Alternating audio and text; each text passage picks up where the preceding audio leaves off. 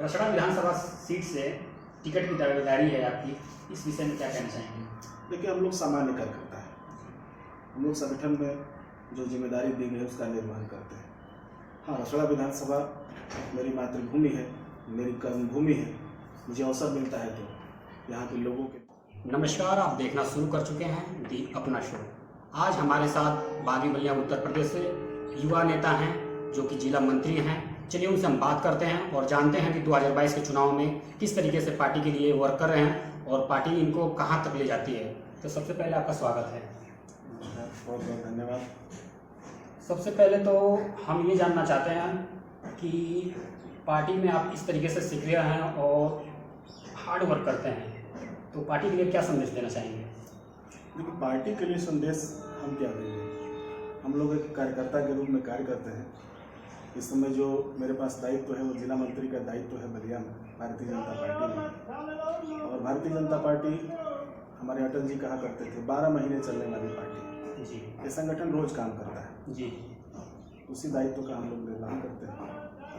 अगर देखा जाए तो 2022 के चुनाव में अखिलेश यादव जी छोटे छोटे दलों से गठबंधन कर रहे हैं और वो ये भी कह रहे हैं कि अगर हमारी सरकार बन जाती है तो जितने भी छोटे दल के नेता हैं उनको कैबिनेट में मिनिस्टर बना दिया जाएगा। और वो दावा भी कर रहे हैं कि इतने सीटें हमारी 2022 में आएंगी। इस पर क्या कहना चाहेंगे? देखिए, अखिलेश जी बड़े घराने के लड़के हैं जी। उन्होंने संघर्ष करके तो अपने आप को बनाया नहीं है। जी। उनके पास न नीति है न नियत है। एक गुंडों को इकट्ठा करके पिछले दिनों में इन्होंने काम करना शुरू किया था, जिसका जनता ने ऐसा उत्तर दिया जो पूर्ण बहुमत की सरकार 2012 में जो इन्होंने बनाया था, 2017 पे 50 सीटों के आते आते ये लोग समझ गए। 2019 में भी इन्होंने कोशिश किया।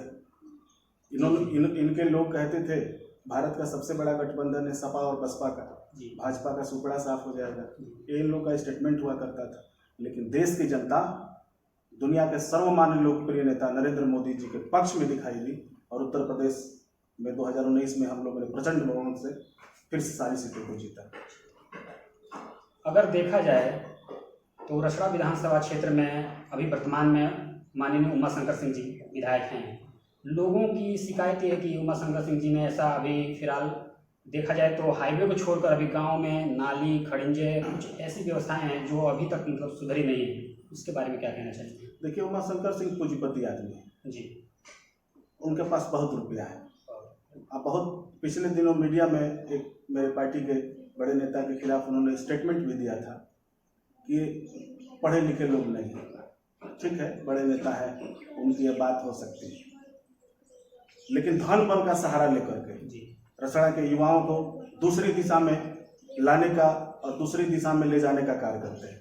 इस सदन में जब जाना होता है तो रसड़ा का विषय नहीं उठाएंगे। जब विधानसभा में रहना होगा तो रसड़ा में नहीं रहेंगे। अभी कोरोना काल था, ये लोग लखनऊ में अपने एयर कंडीशन कमरों में बैठ करके और फोन से लोगों से बात किया करते थे। लेकिन भारतीय जनता पार्टी के कार्यकर्ता, जो छोटे छोटे कार्यकर्ता हैं, जो आपके न मीडिया चैनल पे दिखाई देंगे न अखबार की सुर्खियों में आएंगे, क्योंकि उनके पास पैसा है नहीं, लेकिन उन्होंने संघर्ष किया। जिसके अंदर धारा प्रवाह जो खून बहता है वो राष्ट्रवाद का खून बहता है। उन्होंने दिनों रात संघर्ष किया, लेकिन पैसे वाले लोग हैं, पहलवान बनी गए हैं। अखाड़ा भी 2022 में तैयार है जी। ये उनके द्वारा घोषित किया हुआ शब्द है। ठीक, उनका स्वागत है। यही जनता है, हम लोग छोटे से कार्यकर्ता हैं और जनता के बीच में ही उपस्थिति को लेकर के 2022 में उनको इस सीट से कड़ी चुनौती दिया जाएगा।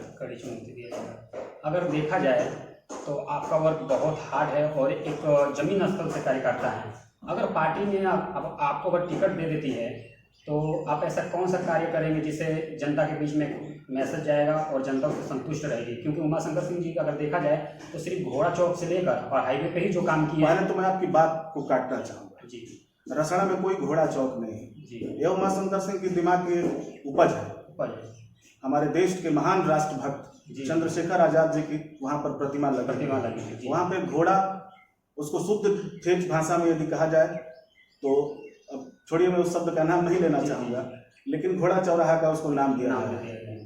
मेरी मांग है एसडीएम साहब रसड़ा महोदय से, आने वाले दिनों में उनको लेकर के अपने लोगों के साथ एक पत्रक भी देना है, इसका कार्यक्रम भी बन गया है। इन सारे घोड़ों को वहाँ से हटा दिया जाए और जो उसका नाम जो बोलचाल की भाषा में चलता हुआ आ रहा है चंद्रशेखर आजाद चौराहा जी, वो वही रहे, वहाँ से उन चीज़ों को हटा दिया जाए।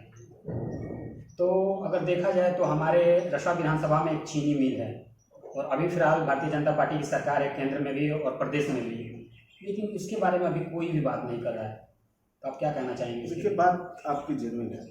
यहाँ चीनी मिल है, कटाई मिल है, जी, यहाँ से बहुत सारे लोगों को रोजगार मिलता था जी, ये खुलना चाहिए। खुलना चाहिए। मेरी भी इच्छा है कि ये चीनी मिल और कटाई मिल तो आपकी तो सरकार है, हमारी सरकार है, आपकी भी बात सही है, लेकिन जो हमारे विपक्ष के यहाँ पर नेता है उमाशंकर सिंह जी, जो विधायक के सदन में इनको जो बोलने का अवसर मिलता है, माननीय मुख्यमंत्री जी और माननीय हमारे उत्तर प्रदेश के कैबिनेट मिनिस्टरगण से और विधानसभा में बोलने का अवसर मिलता है, तो लोग सवाल तो उठाते नहीं। ये लोग एक ही काम है, एक ठेकेदारी कहाँ से मैनेज होगी, एक काम कहाँ से मैनेज होगा, किसको किस तरीके से करने से मैनेज होगा।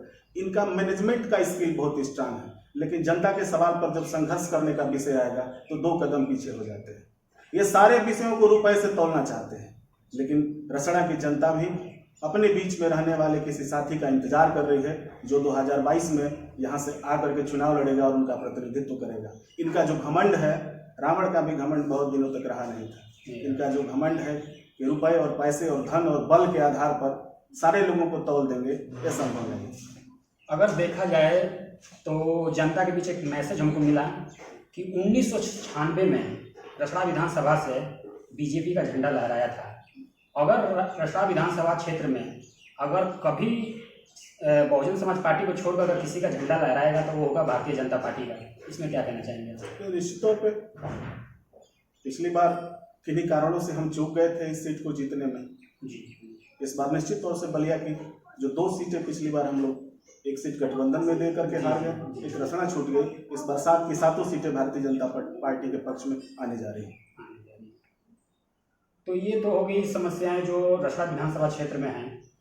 और देखा जाए तो युवा बहुत ही नाराज हैं, बहुत सी ऐसी भर्तियाँ आई जो टल गई, तो आप युवाओं के लिए क्या कहना चाहेंगे? बात आपकी सही है, मैं आपकी बात का समर्थन भी करता हूँ, लेकिन देखिए बीच में जो 2 साल का जो वक्त था जी, ये समय पूरी दुनिया के लिए एक तरीके से कहा जाए तो एक काला वर्ष के रूप में जाना जाएगा जी।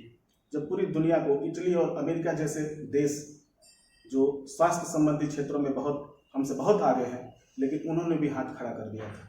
लेकिन हमारे भारत की संस्कृति, भारत के जो पुरातन धर्म से निकले हुए जो लोग हैं, उनकी आस्था, हमारे डॉक्टर्स और हमारे देश की जनता और भारत की सरकार, ये सब लोग मिलकर के काम किए हैं। कोरोना को हराने में हम लोग अभी तक सक्षम साबित हुए हैं। इस दौरान जैसे आर्मी में जो भर्तियाँ हैं वो नहीं आई, जहाँ पूरी दुनिया एक वायरस से लड़ रही है, उसमें लोगों को अपने घरों में कैद होने का अवसर आ गया हो, तो ये बात आपकी लाजमी है। लेकिन सारी चीज़ें अब धीरे धीरे पटरी पर आ रही हैं। आने वाले दिनों में आपको दिखाई देगा कि फिर से एक धारा में धारा प्रवाह रूप से आए। अगर देखा जाए तो एक विषय और रोजगार के क्षेत्र में उत्तर प्रदेश में ऐसा नहीं है कि रोजगार नहीं दिया जाए। माननीय योगी आदित्यनाथ जी के नेतृत्व में 5 लाख से अधिक युवाओं को रोजगार का अवसर मिला है उत्तर प्रदेश की सरकार में। अगर देखा जाए तो 2022 का चुनाव जैसे ही नज़दीक आ रहा है, उमाशंकर सिंह जी एक्टिव हो गए हैं। इससे पहले वो दिख नहीं रहे थे, आजकल वो दिख रहे हैं, तो इसका राज क्या है? लोग कह रहे हैं कि अब पैसा लेकर बांट रहे हैं। भाई उनके पास पैसा ही न है और क्या है। जनता के लिए किसी विषय पे खड़ा होने की बात विपक्ष में कौन सा रोल अदा किए? पिछली बार भी जब गवर्नमेंट थी, बसपा की सीट से, बसपा से वो विधायक थे, सपा की सरकार थी, उन्होंने कौन सा क्या कर दिया? उनको तो कहा जाता है शिवपाल यादव के सबसे खास थे जी। उन लोग उस सेटिंग के भरोसे काम करते हैं, जनता से उनका कोई सरोकार नहीं है, शुद्ध रूप से व्यवसायी व्यक्ति हैं। हाँ, एक बात कहूँगा, रोडें अच्छी बनाते हैं। अगर रोडों की बात की जाए तो हम सोनभद्र में भी गए थे, लेकिन जिस तरीके से यहाँ पर रोड का मतलब काम हुआ है उस तरीके से सोनभद्र में नहीं हुआ है। तो सोनभद्र में कैसे काम होगा? रिच एस्टीमेट बना करके एक खानदानी नसीमुद्दीन सिद्दीकी जी उनके पार्टी के उस समय लोक निर्माण विभाग के मंत्री थे, ये दोनों लोग मिल बांट करके खाए हैं और क्या किए हैं। और क्या कि इतने हजारों करोड़ रुपए की संपत्ति बना है, कहीं से आया है थोड़े, ये जनता का पैसा है जो लुटाते फिरते हैं, ये जनता का पैसा है। अभी देखा जाए तो बहुत एक्टिव हो गए हैं। एक्टिव होने का उनका समय आ गया है। 4.5 साल तो अपने घरों में बंद थे, चुनावी वर्ष आया है, अभी जगह जगह चेक बांटे जाएंगे, अपने जेब से पैसा निकाल करके बांटा जाएगा, बांटा भी गया है पिछले दिनों में, आप लोग भी देखे होंगे वीडियो के माध्यम से।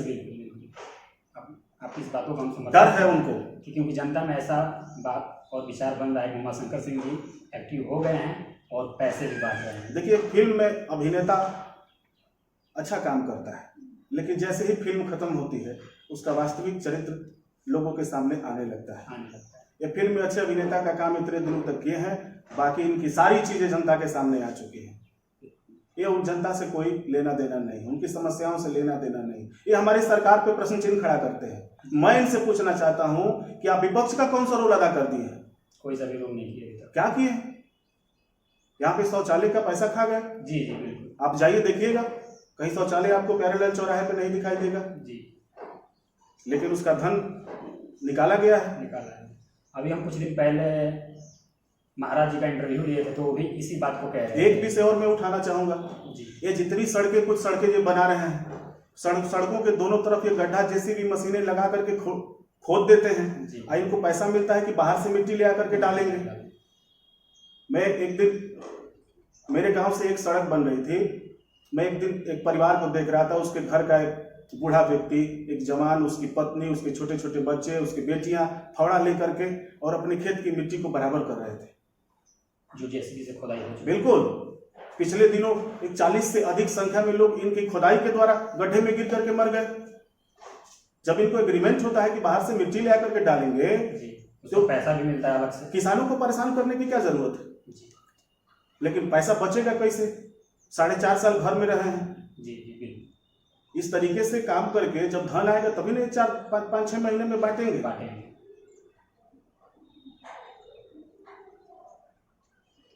तो हमारे साथ बलिया जिला से जिला मंत्री के पद पे हैं और बहुत ज़्यादा मेहनत करते हैं, तो हम चाहेंगे कि आने वाले भविष्य में